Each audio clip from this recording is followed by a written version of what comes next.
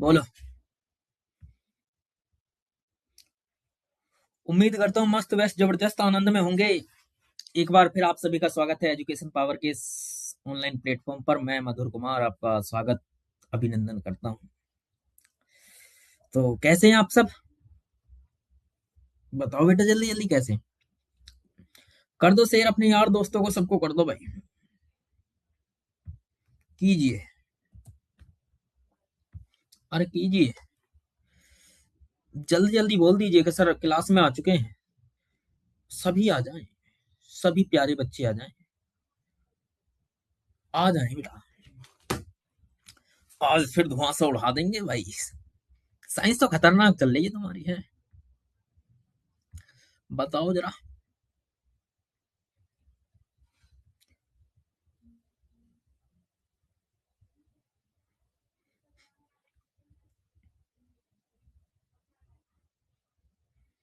बताइए राजा बेटा।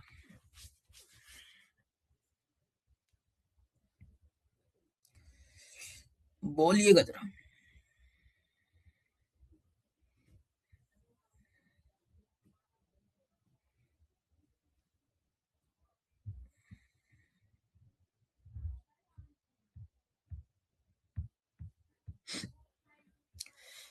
बताओ भाई, कैसे कैसे हैं आप सभी? पढ़ाई कैसी चल रही है आपकी? थोड़ा सर्दी है? कोई नहीं। मैंने दो बात कही थी पिछली क्लासों में कि युद्ध नहीं जिनके जीवन जीवन में, युद्ध नहीं जिनके जीवन में वो भी बड़े अभागे होंगे। युद्ध नहीं जिनके जीवन में वो भी बड़े अभागे होंगे। या तो प्रण को तोड़ा होगा या फिर रण से भागे होंगे। तो संघर्ष तो सभी के जीवन में है भाई, और संघर्ष का ही नाम जिंदगी है। संघर्षों के साथ आप कैसा समय व्यतीत करते हैं, कैसे उन समस्याओं का सामना करते हैं, उसी का नाम जिंदगी है। तो मेहनत के आगे सब चीज। तो बिना किसी देरी के मैं भी भाई आज की क्लास स्टार्ट करता हूँ। तो जैसा कि हमारा रोज का है कि कुछ ना कुछ थोड़ा मोटिवेशन के लिए हो जाए। तो देख लो जरा, संघर्ष के मार्ग पर जो वीर चलता है वो ही संसार को बदलता है। जिसने अंधकार, मुसीबत और खुद से जंग जीती, सूर्य बनकर वही निकलता है। ध्यान रखना कि जिसके सामने समस्याएं नहीं आई हैं, उसे क्या पता क्या सुख होता है, क्या दुख होता है। आपने सुना होगा ना, घर में जो हमारे अम्मा बाबा होंगे वो कहते होंगे, या वैसे कहीं सुना होगा कि यदि दुख नहीं होगा तो सुख का क्या पता चलेगा। इसलिए निगेटिव और पॉजिटिव जिंदगी के दो पहलू हैं। यदि सारा ही पॉजिटिव हो जाएगा तो फिर निगेटिव का पता क्या चलेगा, और सारा निगेटिव हो जाएगा तो पॉजिटिव का पता क्या चलेगा। इसलिए जिंदगी संघर्ष जीवन के दो आयाम हैं, सुख और दुख। इन दोनों में ही पता चलता है, और इन दोनों का मिला जुला रूप ही जिंदगी कहलाता है। तो इसलिए बेटा, संघर्ष करें, पूरी मेहनत के साथ पढ़ें। सफलता का जो फल होगा, आपकी मेहनत से प्रस्फुटित किए हुए उस वृक्ष पर जब वो फूल खिलेगा, तो फिर वो पूरे संसार को महका देगा, और उसकी महक पूरी दुनिया को, पूरे समाज को आपकी ओर आकर्षित करेगी। और वो कब कर सकते हैं? यदि आप पूरी ईमानदारी निष्ठा के साथ मेहनत करते हैं। ठीक है बेटा। तो अब ज्यादा टाइम ना लगाते हुए, बच्चे आ चुके हैं, मैं स्टार्ट करता हूँ आज की क्लास। तो कल हमने क्या करा दिया था, बताओ जल्दी से, बताओ बिटुआ, बता दीजिएगा जल्दी जल्दी। कल हमने क्या कराया था? अरे बोलो, बोलो बेटा, क्या कराया था कल हमने? बोलिएगा, बोलिएगा ना।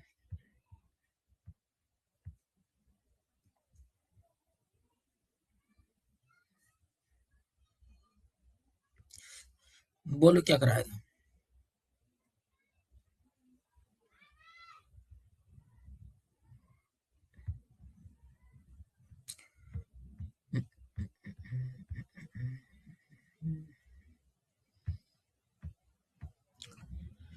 तो आपके सामने कुछ आया होगा।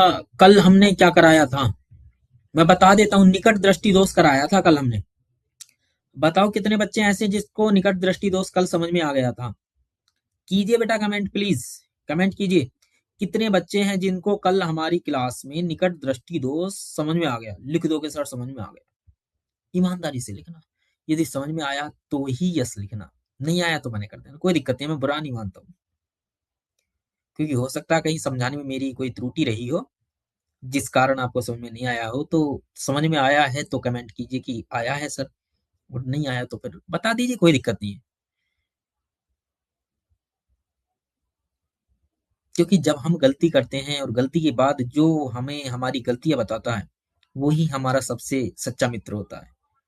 और जो हमारी गलती ना बता सकता भाई, वो हमारा मित्र नहीं, दुश्मन है।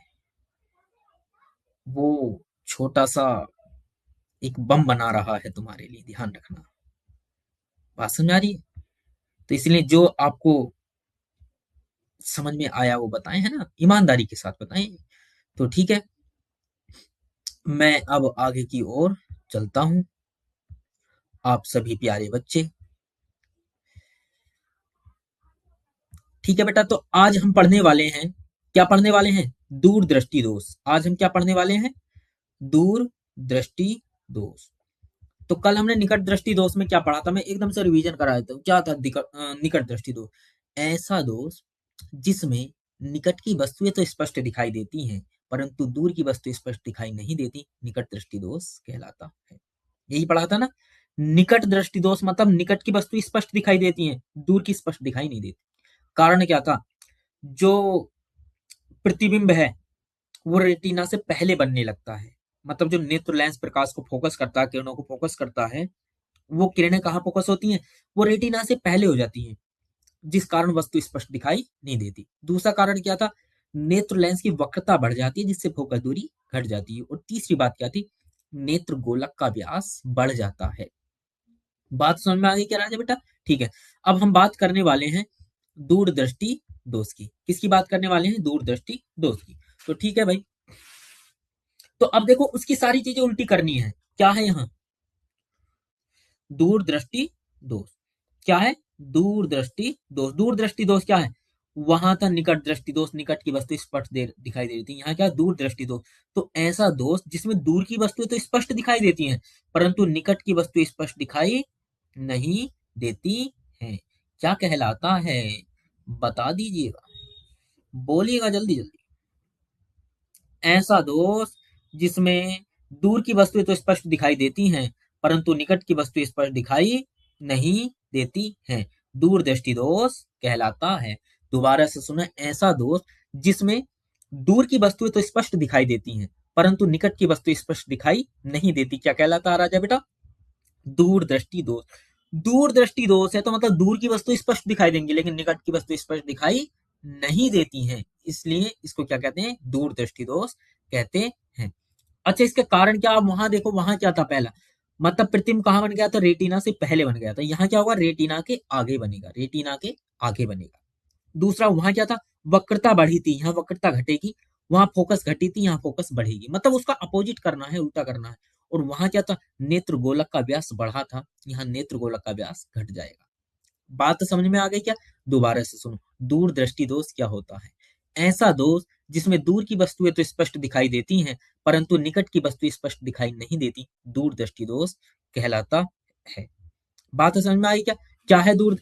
बेटा मुकुल क्लास में आना पड़ेगा, जब समझ में आएगा, है ना?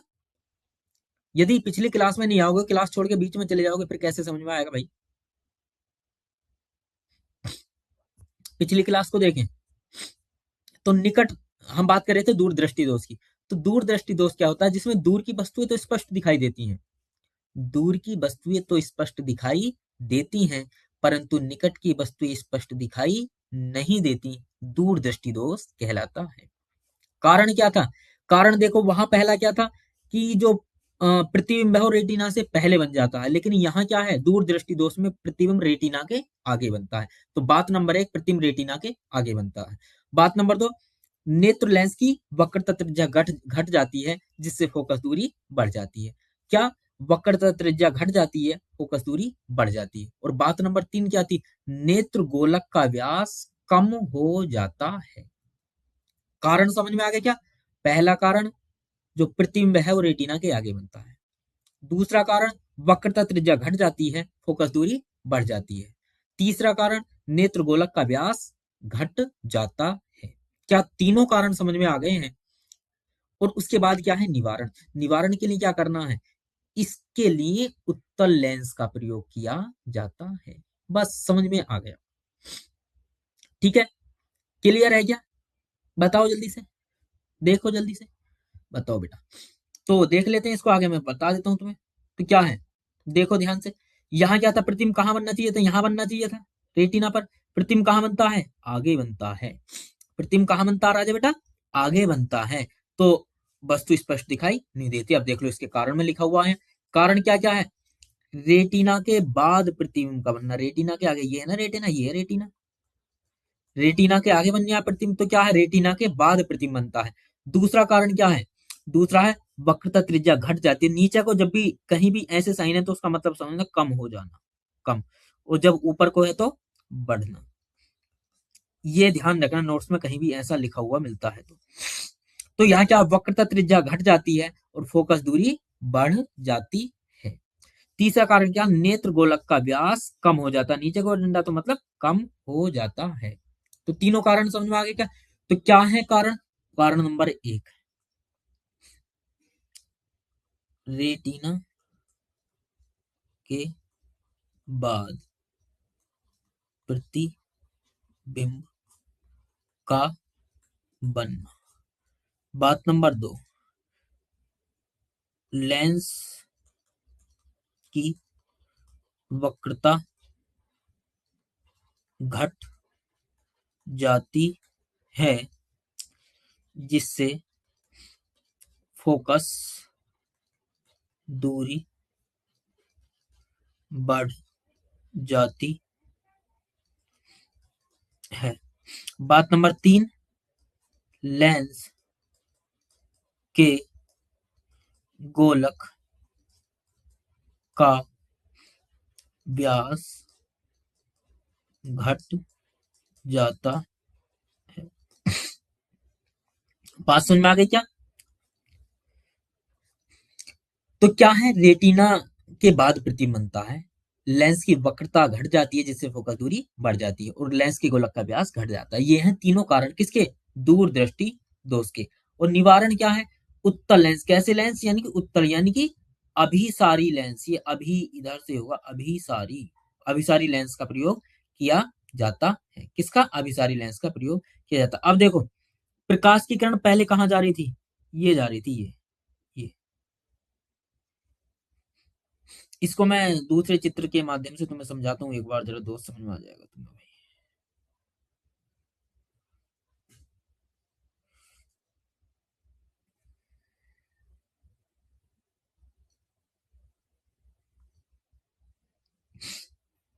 तो मैं जरा एक दूसरा पेज शेयर करता हूँ। इसको मैं थोड़ा सा स्पष्ट कर देना चाहता हूँ तुम्हें, बाकी कोई दिक्कत नहीं है।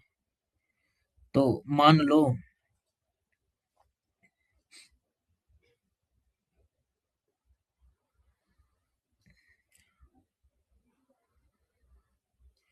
ठीक है बेटा,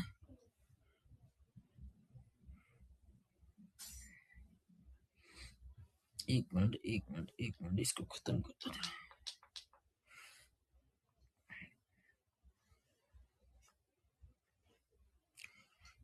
ये है मान लो नेत्र, है ना, और यहाँ है कोई वस्तु।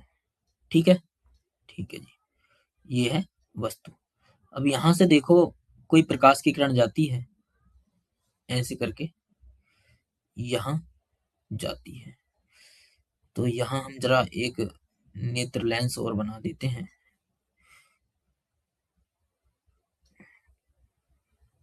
ये है नेत्र लेंस। ठीक है,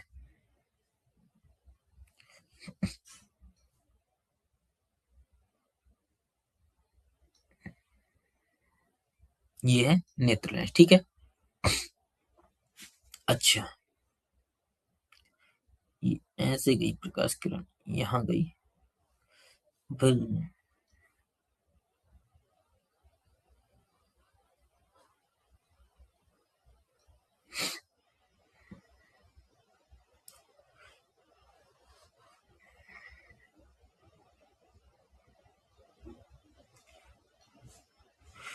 ऐसे गई, और यहाँ देखो प्रतिबिंब कहाँ बनता है, बताओ बेटा।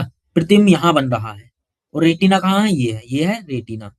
तो प्रतिबिंब आगे बनता है, ये तो है दोष की स्थिति, ये क्या है, दोष की स्थिति, मतलब अब क्या है, दोष है। अब मुझे क्या करना है, इस वाले पॉइंट को यहां लाना है। इसको लाने के लिए क्या करूंगा, मैं किरणों को क्या करूंगा, थोड़ा सा सिकोड़ूंगा। तो मतलब इन किरणों को यदि मैं थोड़ा सा नीचे डाइवर्ट कर दूं, तो मुझे क्या करना है, अब इन किरणों को क्या करना है, थोड़ा सा सिकोड़ना है। सिकोड़ जाएंगी तो फिर प्रतिबिंब यहां बनने लगेगा। तो इसके लिए मैं दूसरा प्रतिबिंब बना लेता हूं। ये है नेत्र,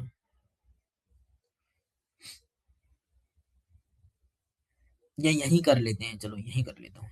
अब मैंने लगा दिया है क्या, एक लगा दिया उत्तल लेंस। ये क्या करेगा, जो प्रकाश की किरणें आ रही हैं इनको थोड़ा सा मोड़ देता है। और कैसे मोड़ता है देखो, ध्यान से देखो, वो ये मोड़ता ऐसे करके, यहां से किरणें हैं तो इनको थोड़ा सा नीचे कर देगा, नीचे, बस इसको हल्का सा नीचे कर दिया। और अब क्या किया, प्रकाश की किरणें ऐसे जाती हैं, देखो ऐसे करके, ये गई, ये गई, ये गई, ये, और यहां से इस बिंदु पर, यहां से ऐसे करके, ये यहाँ रेटिना पर फोकस हो जाती है। देखो हो गई ना रेटिना पर, यहाँ बन गया प्रतिबिंब, किसकी वजह से, उत्तल लेंस की वजह से। बात समझ में आ गई क्या। तो यही क्या है, इस वस्तु का प्रतिबिंब बन गया, ये बात खत्म, वस्तु स्पष्ट दिखाई दे। तो कौन सा लेंस यूज किया, उत्तल। उत्तल लेंस ने क्या किया, प्रकाश किरणों को क्या कर दिया, सिकोड़ दिया, मतलब उन जो फैली हुई थी उनको कम कर दिया थोड़ा सा। जब कम कर दिया तो फोकस पहले हो गया, बात खत्म। तो बात समझ में आ गई। तो इसके निवारण के लिए किस लेंस का उपयोग किया जाता है, बताओ बेटा, किस लेंस का उपयोग किया जाता है। इसके निवारण के लिए उत्तल लेंस या अभिसारी लेंस का प्रयोग किया जाता है। बात समझ में आ गई हो तो मुझे बता दे। देखो उत्तल लेंस लगाया, प्रकाश किरणें कहाँ फोकस कर दी, यहाँ कर दी, पहले कहाँ थी, यहाँ थी, अब यहाँ गई, बस ये दोष खत्म। तो दूरदृष्टि दोष समझ में आया क्या। दूरदृष्टि दोष क्या होता है, जिसमें दूर की वस्तुएं तो स्पष्ट दिखाई देती हैं, परंतु निकट की वस्तु स्पष्ट दिखाई नहीं देती हैं। देख लो ध्यान से, दूरदृष्टि दोष क्या है, दूर की वस्तु स्पष्ट दिखाई देती, निकट की स्पष्ट दिखाई नहीं देती। कारण क्या है, तीनों बातें याद रखना है। पहला, रेटिना के बाद प्रतिबिंब का बनना, यानी कि वक्रता त्रिज्या घट जाती है, फोकस दूरी बढ़ जाती है। और तीसरा क्या है, लेंस के गोलक का व्यास घट जाता है, घट जाता है। बात समझ में आ गई क्या। अच्छा, इसके निवारण के लिए क्या करना है, तो इसके निवारण के लिए बेटा उत्तल लेंस का प्रयोग किया जाता है, उचित फोकस दूरी के उत्तल लेंस का प्रयोग किया जाता है। उम्मीद करता हूं बात समझ में आ गई होगी। बताओ जल्दी से, निकट और दूरदृष्टि दोष दोनों क्लियर हैं क्या, बताइएगा जल्दी जल्दी, बताओ बेटा, कमेंट करो, बताओ भी, कमेंट कर दो जल्दी से, क्या क्लियर हैं दोनों दोस्त, जल्दी से बताइए। दीवार से टिक के नहीं बैठना है, सीधा बैठना है आपको। कोई भी बच्चा दीवार से टिक के नहीं बैठेगा। क्लियर है, और बताओ, और बताओ भाई, अरे क्या समझ में आ गया है आपको, बता दीजिएगा मुझे। बता दीजिएगा। बोलो। ठीक है। अब देखते हैं बेटा जरा दूर दृष्टि दोष। जरा दूर दृष्टि दोष। तो आयु में जैसे जैसे वृद्धि होती है, आयु में क्या है, आयु में जैसे जैसे वृद्धि होती है, जैसे जैसे एज बढ़ी तो नेत्र की मांसपेशी क्या होती है, कमजोर होने लगती है, जिस कारण नेत्र की क्या है, समंजन क्षमता घट जाती है, जिसके कारण निकट और दूर की वस्तु स्पष्ट दिखाई नहीं देती। जरा दूर दृष्टि दोष कहलाता है। देखो अब तक क्या था, निकट दृष्टि दोष क्या था, निकट की तो स्पष्ट दिखती थी, दूर की स्पष्ट दिखाई नहीं देती थी।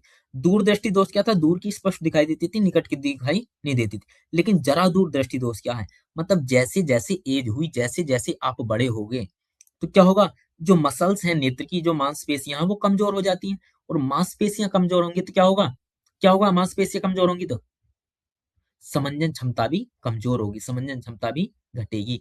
और जब राजा बेटा समंजन क्षमता घटेगी तो क्या होगा, दूर और पास की दोनों की वस्तु स्पष्ट दिखाई नहीं देंगी, मतलब दोनों में दिक्कत होगी थोड़ी थोड़ी, ज्यादा दूर की स्पष्ट दिखाई नहीं देंगी और ज्यादा पास की भी नहीं दिखाई देंगी। तो इसे क्या कहते हैं, जरा दूरदृष्टि दोष। तो क्या हुई डेफिनेशन, उम्र में वृद्धि के साथ नेत्र की जो मांसपेशियां होती हैं वो कमजोर होने लगती हैं और जब मांसपेशियां कमजोर होने लगती हैं, क्या बोला हमने, मांसपेशियां कमजोर होने लगती हैं, मांसपेशियां कमजोर होंगी तो क्या होगा, समंजन क्षमता घटेगी, और जब समंजन क्षमता घटेगी तो ज्यादा दूर और ज्यादा पास की वस्तु स्पष्ट दिखाई नहीं देंगी, यही दोष क्या कहलाएगा, जरा दूरदृष्टि दोष कहलाता है। तो देख लो बिल्कुल ये लिखा हुआ है कि आयु में वृद्धि के साथ साथ नेत्र की मांसपेशियां कमजोर होती जाती हैं, जिसके कारण नेत्र की समंजन क्षमता घट जाती है, और जब समंजन क्षमता घटती है तो निकट और दूर दोनों की वस्तु स्पष्ट दिखाई नहीं देती, और यही क्या कहलाता है, जरा दूर दृष्टि दोष कहलाता है। बात समझ में आ गई क्या, ठीक है। कारण क्या है, क्या कारण है, मांसपेशियों की कमजोर हो जाना, पहला अभी डेफिनेशन में भी आया, मांसपेशियां कमजोर हो जाती हैं और नेत्र लेंस के लचीलेपन में कमी होना, मतलब जो नेत्र लेंस का लचीलापन है, जो फोकस दूरी घटाने बढ़ाने की क्षमता वो कम हो गई, तो ये है इसका कारण। बात समझ में आई? कारण क्या, मांसपेशियों का कमजोर हो जाना और नेत्र लेंस के लचीलेपन में कमी हो जाना इसका कारण है। अब निवारण क्या करना, तो देख लो निवारण के लिए क्या करना, निवारण के लिए कैसे, द्विफोकसी लेंसों का प्रयोग किया जाता है। द्विफोकसी लेंस क्या हो जाते हैं, नीचे दिया हुआ द्विफोकसी लेंस, ऐसे लेंस जिनमें अवतल और उत्तल दोनों प्रकार के लेंस होते हैं, द्विफोकसी लेंस कहलाते हैं। कुछ बच्चों के आपने चश्मे देखे होंगे, ऐसे चश्मे देखे होंगे कि उनके लेंस बहुत मोटे दिखाई देते हैं, लेंस बहुत मोटे दिखाई देते हैं, बहुत मोटे होते हैं, और उनमें नीचे अलग लेंस होता है, ऊपर अलग लेंस होता है, तो उनको बोलते हैं द्विफोकसी लेंस। तो ऐसे लेंसों को बोलते हैं द्विफोकसी लेंस। तो क्या पढ़ा हमने, जरा दूरदृष्टि दोष क्या होता है, जरा दूरदृष्टि, ऐसा दोष, ऐसा दोष जो आयु में वृद्धि के साथ मांसपेशियों की कमजोरी के कारण जो समंजन क्षमता में कमी आ जाती है, तो उसके कारण दोष होता है, और इसमें दूर और पास दोनों की वस्तु स्पष्ट दिखाई नहीं देती। इसके कारण क्या है, मांसपेशियों का कमजोर हो जाना और नेत्र के लचीलेपन में कमी आ जाना। निवारण क्या, द्विफोकसी लेंसों का प्रयोग किया जाता है। द्विफोकसी लेंस क्या होते हैं, जिसमें अवतल और उत्तल दोनों प्रकार के लेंस मिले होते हैं, उसे द्विफोकसी लेंस कहते हैं।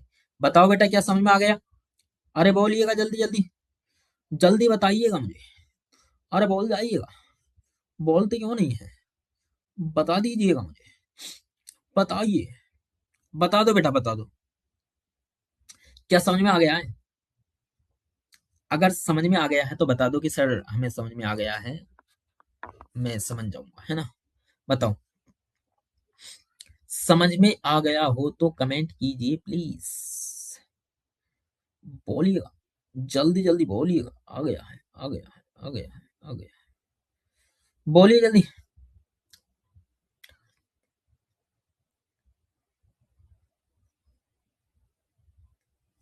समझ में आ गया है, ये दीवार से टिक के बैठे हो, अगर दीवार से टिक के बैठे हो तो सीधे बैठ जाओ, तभी समझ में आएगा अच्छे से।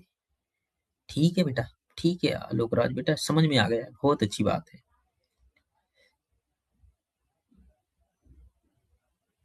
बाकी शेयर भी कर दिया करो यार, और बच्चों को, है ना, उनको भी थोड़ा बहुत बेनिफिट हो जाना चाहिए मधुर सर की क्लास का, तो बता दिया करो। है, ठीक है, आगे चलते हैं बेटा। अबिंदुकता, अबिंदुकता, इस दोष में समान दूरी पर रखी, देखो क्या कारण होता है इसमें, क्या, क्षैतिज और ऊर्ध्वाधर। क्षैतिज क्या होती है, ऊर्ध्वाधर क्या होती है, बात आती है। तो क्षैतिज होता है जो पृथ्वी के समांतर होता है, मतलब जो पृथ्वी के समांतर है, और ऊर्ध्वाधर पृथ्वी के लंबवत, पृथ्वी के लंबवत। ये वाली लाइन ऊर्ध्वाधर है, ये क्षैतिज है। बात समझ में आ गई क्या?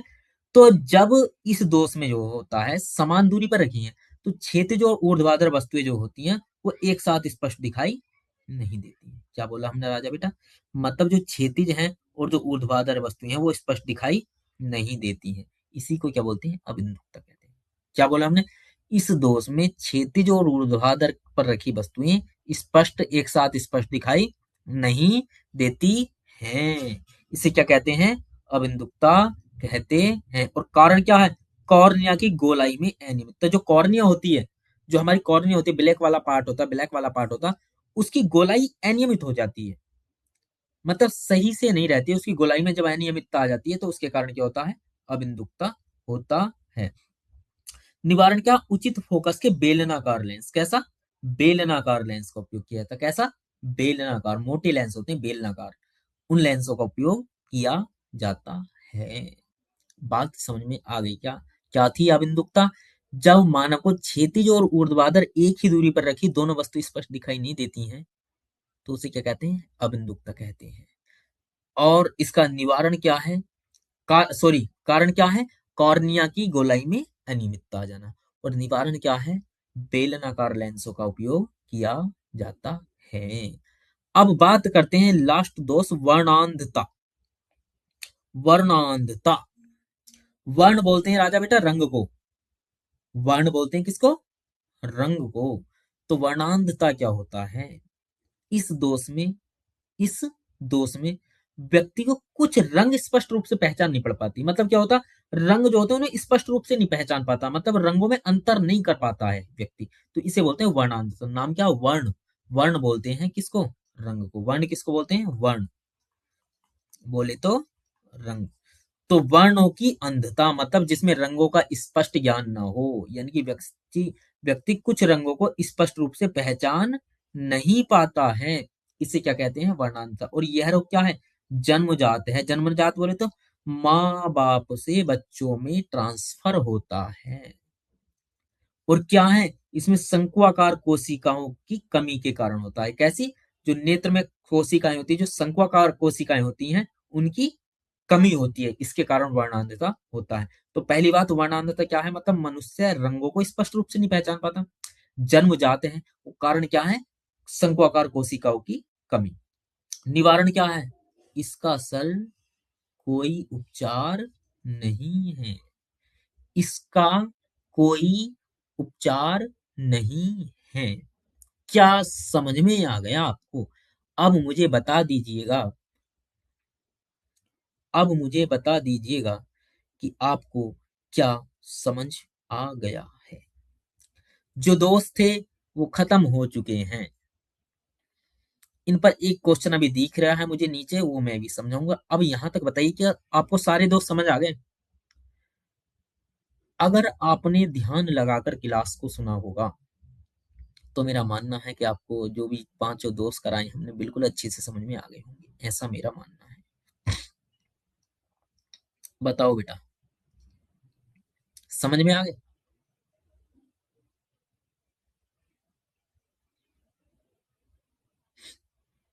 क्लियर है क्या? बताइए, बोलिए जरा। दीवार से टिक के नहीं बैठना है, सीधे बैठोगे तभी समझ में आएगा, वरना तो समझ में नहीं आएगा। हम स्पष्ट बता रहे हैं आपको।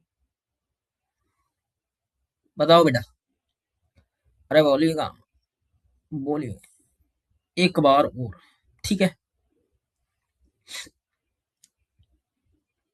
क्या होता है वर्णांतता, वर्ण बोलते हैं बेटा रंग को, मतलब जब कोई व्यक्ति कुछ रंगों को स्पष्ट रूप से नहीं पहचान पाता है, मतलब उन रंगों में विभेद अच्छे से नहीं कर पाता है, तो इसको बोलते हैं राजा बेटा वर्णांधता।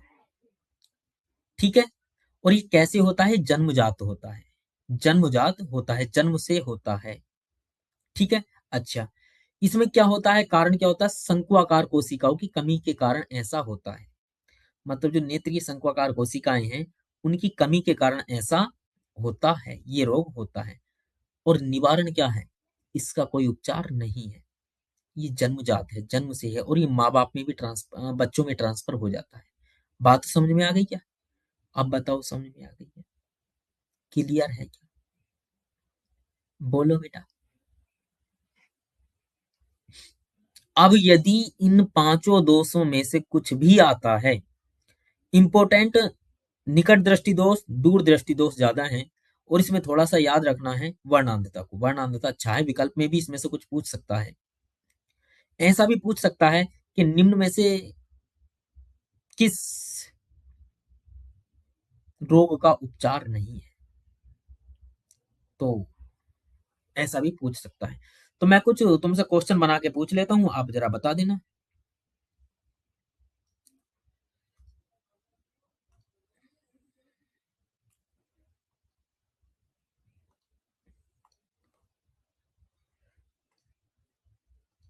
आंसर लगाने हैं, ठीक है ना? तुम्हें क्या करना है?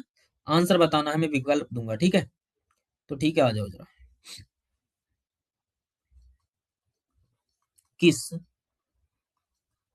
लेंस के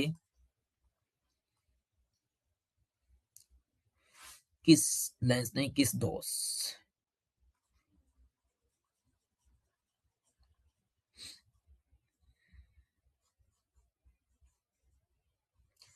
इसे खत्म करो।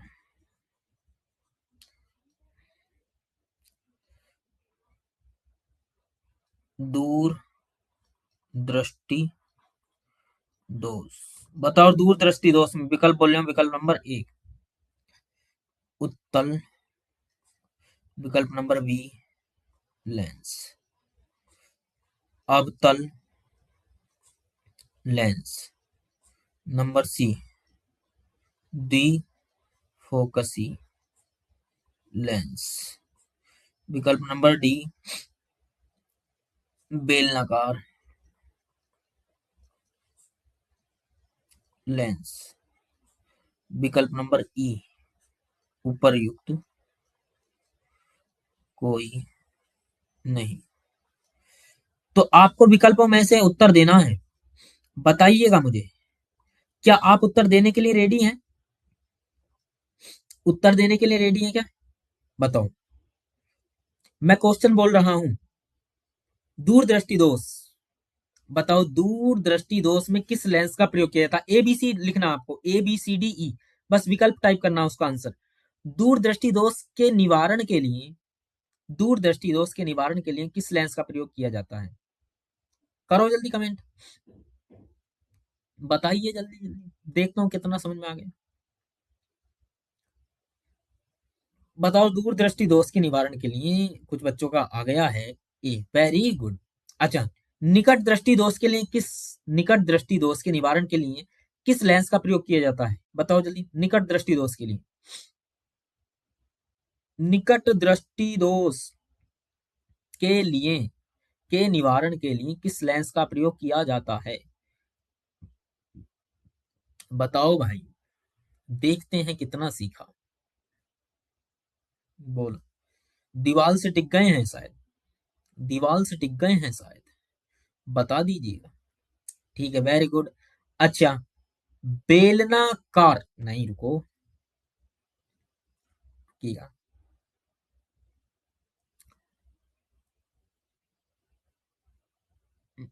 अबिंदुकता, अबिंदुकता के लिए किस लेंस का प्रयोग किया जाता है? बताओ जल्दी से, अबिंदुकता के लिए किस लेंस का प्रयोग किया जाता है? बताओ जल्दी से, बताइए, जरा बताइए, अबिंदुकता के लिए किस लेंस का प्रयोग किया जाता है? करो कमेंट।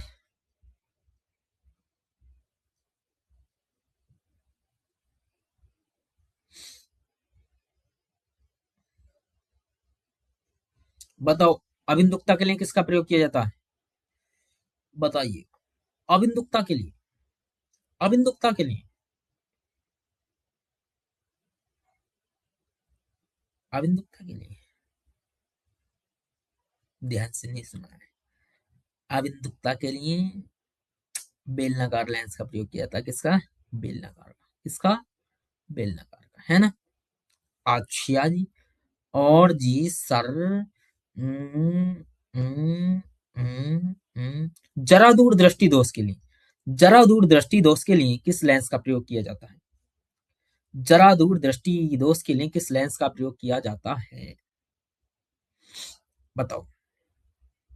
जरा दूर दृष्टि के लिए बता दीजिएगा, बता दीजिएगा। अरे बोलो, बोलो भाई।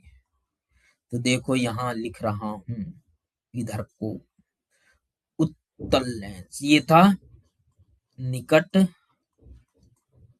दृष्टि दोष कौन सा था? अवतल। दूर दृष्टि दोष कौन सा था? उत्तल। द्विफोकसी कौन सा था? जरा दूर दृष्टि दोष। और बेलनाकार के लिए कौन सा था? अबिंदुकता। और सर इसके लिए कौन सा था? वर्णांधता। कोई उपचार नहीं था। क्या बात समझ में आ गई आपको? बोलो राजा बेटा, क्या क्लियर है आपको सारी चीजें? बताओ, क्या सारे दोस्त समझ में आ गए अच्छे से? अगर समझ में आ गए हों तो बता दीजिए, एक बार वीडियो और देख लेना बाद में, कल को जब टाइम फ्री मिले तो आपको सारी चीजें क्लियर हो जाएंगी। ठीक है? ठीक है भाई। बोलो,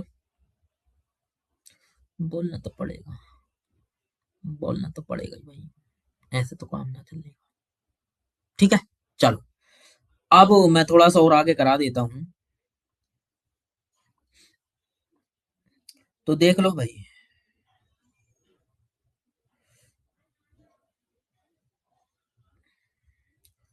तुमने गाना सुना होगा, वैसे भी सुना होगा कि मुर्गा 4 बजे बोल जाता है भाई। मुर्गा किस टाइम बोलता है? 4 बजे। कहते हैं ना कि 4 बजे मुर्गा बोल गया है। तो क्या कारण है कि मुर्गा जो होता है वो सुबह ही बोल जाता है? क्या कारण है कि मुर्गा सूर्योदय और सूर्यास्त होते ही, सूर्य उदय होते ही जाग जाता है? बोलता है ना जागता तो, और सूर्यास्त के समय मतलब जैसे जैसे सूर्य छिपता है वो जल्दी सो जाता है। तो क्या कारण है कि मुर्गा सुबह को जल्दी से उठता है और शाम को जल्दी से सो जाता है? तो इसका सीधा सा कारण हम आपको बता रहे हैं, क्योंकि मुर्गा की इंस्टा आईडी नहीं है। क्योंकि मुर्गे की इंस्टा आईडी नहीं है। अगर उसके पास भी फ्री फायर होता और इंस्टा आईडी होती तो वो भी नहीं सोता। बात समझ में आ गई? तो अब यदि आपसे कोई भी पूछता है कि मुर्गा क्यों सूर्यास्त होते समय ही सो जाता है और क्यों सूर्य उदय होते ही जाग जाता है, तो आपको सीधा बताना है, सर उसके पास ना तो इंस्टा की आईडी है, मोबाइल नहीं है, और ना ही वो फ्री फायर चला सकता। इसीलिए मुर्गा जब कोई काम नहीं है तो जल्दी सोएगा। बात समझ में आ गई क्या? अरे बोलो, बताओ भी बताओ, बात समझ में आ गई ना? अब तो ना बोलोगे इसे? बताओ, आज मैंने तुम्हें एक नया क्वेश्चन का आंसर दे दिया, बता दो। बोल जाओ, बोल जाओ, बोल जाओ, बोलो। अब तुम्हारे पास इंस्टा आईडी है, तुम रील भी देख लेते हो, तुम फ्री फायर भी खेल लेते हो, तो तुम आराम से 11-12 बजे सोते हो, पढ़ो बिल्कुल ना चाहे से। है ना ऐसे ही? मतलब इंस्टा तो 10-11 बजे तक चलाती रहती हो। क्यों? तुम्हारे पास इंस्टा है, फोन है। मुर्गे के पास वो नहीं है तो बेचारे क्या करेगा? सोएगा ही। है ऐसा नहीं? बताइएगा। है? ऐसा नहीं है। तो देखो क्या लिखा है। हम जानते हैं कि मुर्गे के नेत्र की रेटिना में दंडाकार कोशिकाएं बहुत कम होती है। रेटिना में 2 प्रकार की कोशिकाएं होती है, दंडाकार, शंक्वाकार। दंडाकार, शंक्वाकार। तो जो मुर्गा होता है उसके नेत्र में कौन सी कोशिकाओं की कमी होती है? दंडाकार, दंडाकार कोशिकाओं की कमी होती है, जो कि प्रकाश की सुग्राहिता, प्रकाश की तीव्रता के लिए सुग्राही है। मतलब वो किसकी मेजर करती हैं? तीव्रता के लिए सुग्राही होती हैं। इन कोशिकाओं की कमी के कारण मुर्गा सूर्य उदय होते ही जाग जाता है और सूर्यास्त होते ही सो जाता है। बात समझ में आ गई क्या?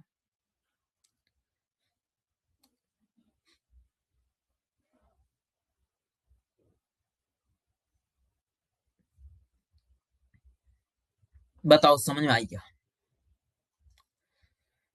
तो मुर्गा क्यों सूर्योदय और सूर्यास्त के समय सो जाता है? क्योंकि उसमें दंडाकार, उसके नेत्र में जो रेटिना में होती है दंडाकार और शंक्वाकार कोशिकाएं, दंडाकार कोशिकाएं बहुत कम होती हैं, जो कि किसके लिए सुग्राही होती हैं? प्रकाश की तीव्रता के लिए सुग्राही हो जाती हैं। इन कोशिकाओं की कमी के कारण ये कोशिकाएं कम होती हैं, तो इसलिए मुर्गा क्या होता है? सूर्य उदय होते ही जाग जाता है और सूर्यास्त होते ही सो जाता है। बताओ, क्या बात समझ में आ गया है? अब आपको आता है क्वेश्चन कि क्या कारण है कि मुर्गा सूर्य उदय होते ही जाग जाता है और सूर्यास्त होते ही सो जाता है।